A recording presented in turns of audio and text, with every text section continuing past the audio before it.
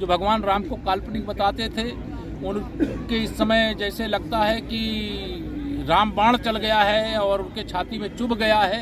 और रामलला का भव्य मंदिर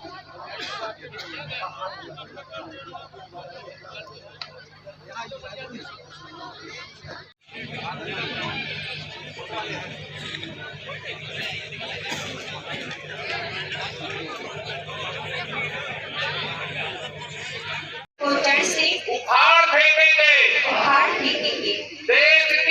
देश की समृद्ध विरासत पर गर्व करेंगे और देश की रक्षा करने वालों का सम्मान करेंगे। नागरिक होने का कर्तव्य निभाएंगे। भारत माता की ये पंच प्रण है जो आत्मनिर्भर और विकसित राष्ट्र बनाने के सपने को साकार करेंगे। माँ बाप नहीं बदले, तुम बदले सौ बार मगर माँ बाप नहीं बदले। उखाड़ फेंकेंगे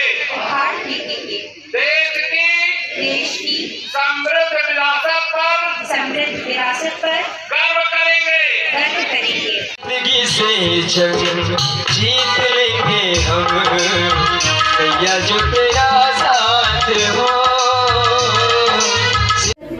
आपको दिखाने को यहाँ पे कितना सर 148 कितने लोग सर इसका जो है ये पीतल फूल हो गया क्या है ये फूल ये पीतल है, ये फूल है स्मृति जी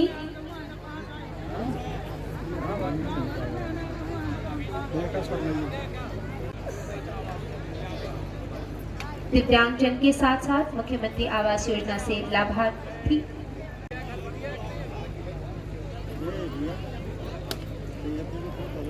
इंद्रावती जी, आपदा से इनका घर प्रभावित था।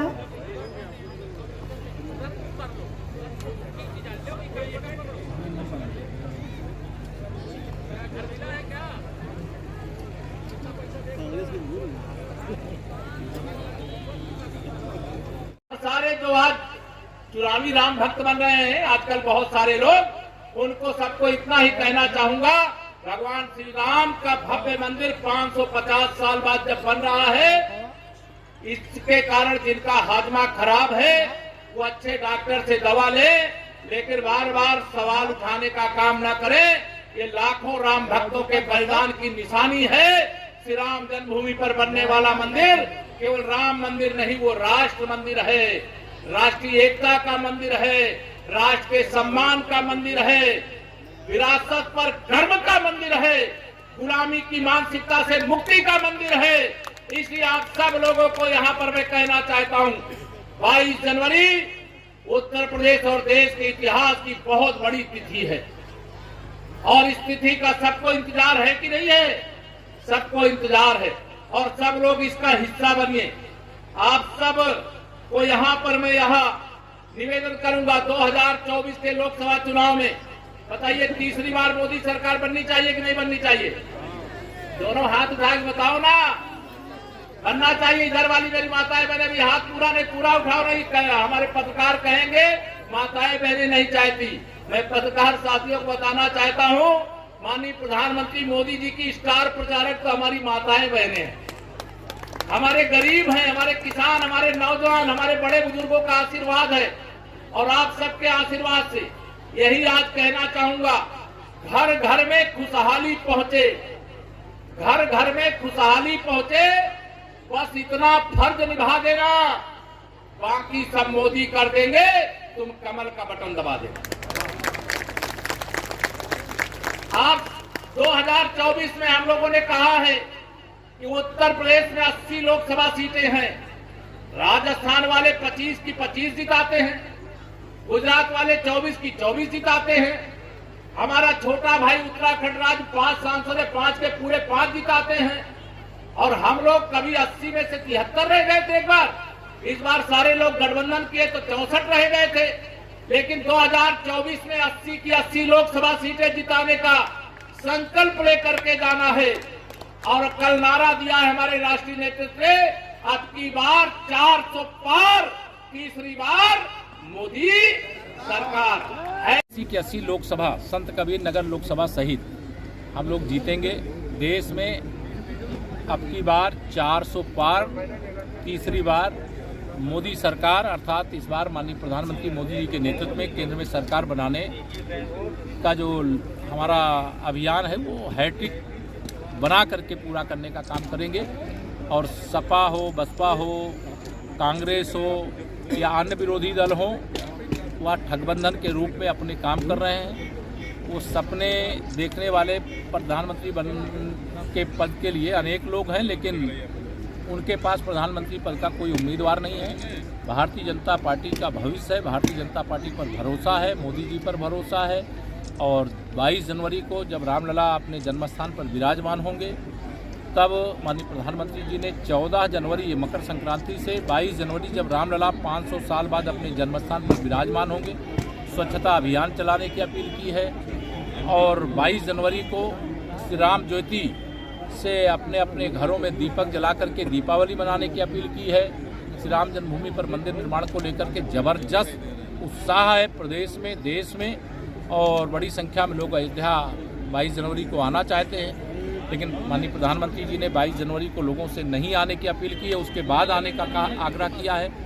और उत्साह देख करके और मुझे भी बहुत खुशी है। आज मुझे बहुत मौसम खराब होने के कारण आने में देर हुई, लेकिन फिर भी इतनी भारी संख्या में लोग उपस्थित रहे। ओवैसी के भड़काऊ बयान आए है कि भाजपा की लहर, भाजपा की आंधी, भाजपा की सुनामी 2024 में बहुत तेज चल रही है। सर, ओवैसी के भड़काऊ बयान आ रहे हैं, रामलला के छीनी जा रही है, उसका स्वागत करेंगे। लेकिन यह सारे जो रामद्रोही हैं वो इस समय विचलित है। जो भगवान राम को काल्पनिक बताते थे, उनके इस समय जैसे लगता है कि राम बाण चल गया है। देखिए, इनके सबके बयान पे कोई प्रतिक्रिया इसलिए देने की आवश्यकता नहीं है। भगवान श्री रामलला की जन्मभूमि पर भव्य मंदिर निर्माण की लड़ाई 500 साल से हिंदू समाज, राम भक्त लड़ रहे थे। तुष्टीकरण की घटिया राजनीति करने वाली कांग्रेस पार्टी, मुस्लिम वोट बैंक को अपने पक्ष में जुटाने की राजनीति करने वाली समाजवादी पार्टी, इन लोगों ने बहुत ज्यादती की है, बहुत ही राम भक्तों का अपमान किया है, राम भक्तों को बहुत कष्ट पहुंचाने का काम किया है, पीड़ा पहुंचाने का काम किया है। माननीय प्रधानमंत्री मोदी जी के नेतृत्व में केंद्र में सरकार बनी, तब रामलला के भव्य मंदिर निर्माण का मार्ग प्रशस्त है। क्या आपको लगता है कि विपक्ष के नेता प्राण प्रतिष्ठा कार्यक्रम पहुंचेंगे? मुझे लगे या न लगे उससे मेरा मतलब नहीं है। कोई को निमंत्रण जा रहा है, अगर कोई आना चाहता है तो सरकार के नाते जो भी आएगा अयोध्या धाम में, उत्तर प्रदेश में, हम उसका स्वागत करेंगे। लेकिन यह सारे जो रामद्रोही हैं वो इस समय विचलित है। जो भगवान राम को काल्पनिक बताते थे, उनके इस समय जैसे लगता है कि राम बाण चल गया है और उनके छाती में चुभ गया है। और रामलला का भव्य मंदिर बनाने के लिए उन्होंने लाठी चलाने के अलावा, भगवान राम का, राम भक्तों का अनादर करने के अलावा किया क्या है? लेकिन कोई राम भक्त के नाते आना चाहता है तो ये मैं मानूंगा कि भारतीय जनता पार्टी की विचारधारा जीत गई। और वह अगर आते हैं, ये भारतीय जनता पार्टी के दृष्टिकोण से अच्छा होगा। यद्यपि निमंत्रण देने वाले न भाजपा है, न भाजपा की डबल इंजन सरकार है, वो निमंत्रण देने का काम श्री राम जन्मभूमि तीर्थ क्षेत्र भ्रष्ट कर रहा है। धन्यवाद।